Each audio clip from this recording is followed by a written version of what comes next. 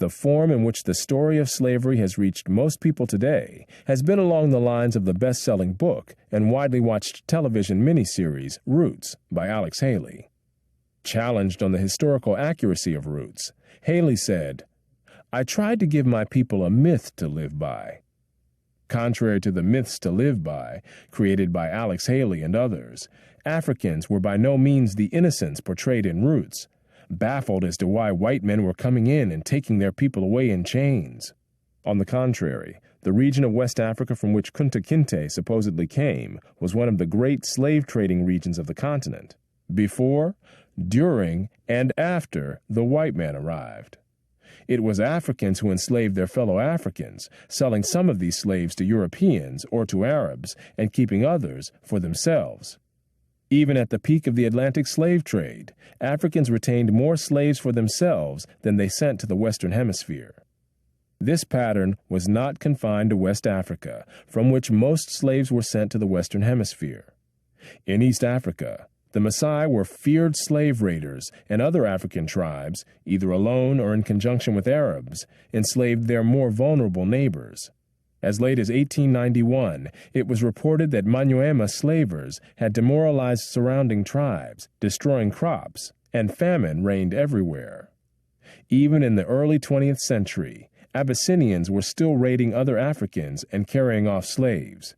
It was 1922 before the British had gained sufficient control in Tanganyika to stamp out slavery there. Arabs were the leading slave raiders in East Africa, ranging over an area larger than all of Europe.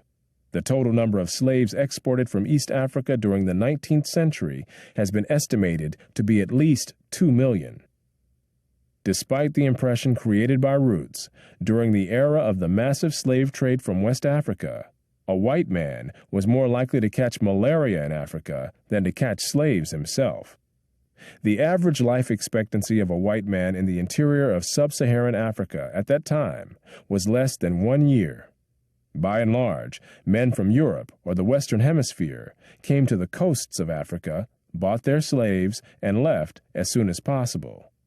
Even so, the death rates among the white crews of the ships carrying slaves to the Western Hemisphere were as high as the death rates among the slaves themselves. It was only much later, after quinine and other medical measures enabled Europeans to survive where there were tropical diseases, was it possible for them to invade Africa in force and establish empires there. But by then, the Atlantic slave trade had already been ended. During the era of that trade, Africa was largely ruled by Africans, who established the conditions under which slave sales took place. The crew of a slave ship was in no position to defy African rulers and their armies by going out across the land and capturing people willy-nilly. The stronger African peoples captured and enslaved the weaker peoples. The same pattern found over the centuries in Europe, Asia, the Western Hemisphere, and Polynesia. In Nyasaland, the Ngoni and Yao swaggered over and terrorized other tribes. In Uganda, the Baganda made life miserable for their neighbors, and the Nyoro and Hima of Anko enslaved Toro women and children.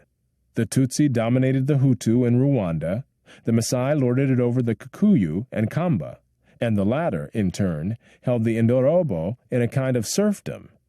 It was precisely the fact that Europeans, except for the Portuguese, seldom participated in the raids that captured and enslaved Africans that enabled most people in Europe and the Americas to remain oblivious to the traumatic experience that this was, with some Africans committing suicide to avoid capture and wives being whipped as they tried to cling to their husbands or children.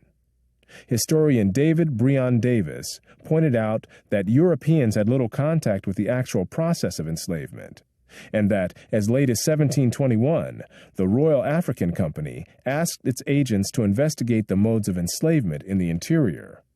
Europeans typically saw only the end results, enslaved people being offered for sale on the coast.